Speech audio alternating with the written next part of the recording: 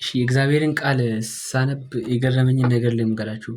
ኢየሱስ ማርያምና ዮሴፍ ለመቆጠር ብለው ወደ ኢየሩሳሌም መጥተው ነበረ። ኢየሱስ ህዝብ ቁጥር ለመቆጠር ብለው ማለት ነው። እና ለመቆጠር ብለው ከመጡ በኋላ እዛ መቅደስ ውስጥ ኢየሱስ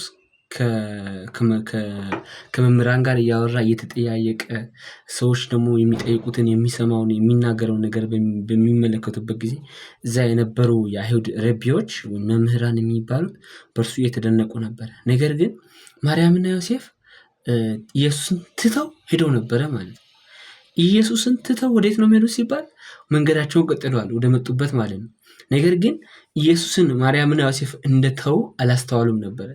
ከዛም በኋላ አንድ ቀን ቀኑን ሙሉ ከሰዎች ጋር የተነጋገሩ መንገድ ላይ ምን እያወሩ እንደሆነ አልታወቀኝም እያወሩ ሄዱ ነበረ። ከዛም በኋላ ኢየሱስን ተመልሰው ሲያዩ አጠገባቸው ጋር ኢየሱስ ምን አላደረገም አልነበረም። ከዛም በኋላ ኢየሱስን አልነበረም እና እላችኋለሁ ጥለው ሄደው ነበር። ምን እያወሩ እንደሆነ አይታወቅም።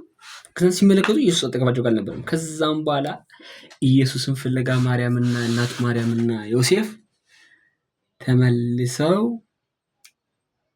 ወደ ምኩራብ ተመለሱ።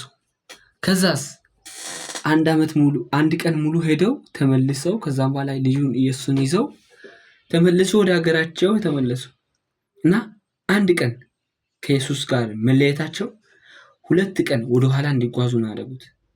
እና ይሄኔ ወደ ሀገራቸው የሚደርሱበት ቀን እንጂ ግን 2 ቀን ነው አንድ ቀን ከኢየሱስ መለየታቸው ማለት ነው።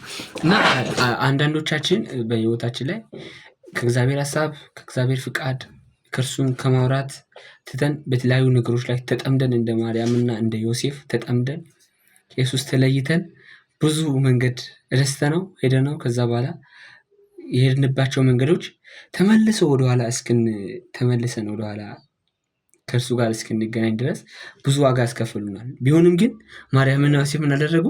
ተመልሰው ሄደው ኢየሱስን ጥለው ከመሄድ ይልቅ ተመልሰው ሄደው ኢየሱስን ይዘው የመጡበት መንገድ ቢሆንም የመጡበትን መንገድ ተመልሰው ሄደው ኢየሱስን አግኝተው አጠገቡ ጋር ይዘው ልጃቸውን ይዘው ወደ ኢየሩሳሌም ወደ ቤተልሔም ተመለሱ ማለት ነው።